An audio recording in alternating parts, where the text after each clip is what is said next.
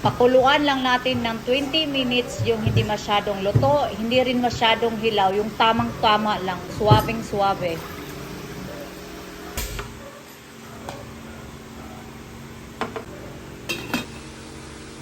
Ayan, nagtanggalan na yung mga balat niya. Pwede na. Hi! Maulan na hapon. For today's video is gagawa tayo ng tomato juice. Very, very organic talaga as in. So ito yung pinakuluan ko kanina ng 20 minutes. So ganito na ang itsura niya. Nagkabalat-balat na. So balatan natin isa-isa. Ayan, tapos na. So i-blender natin ito.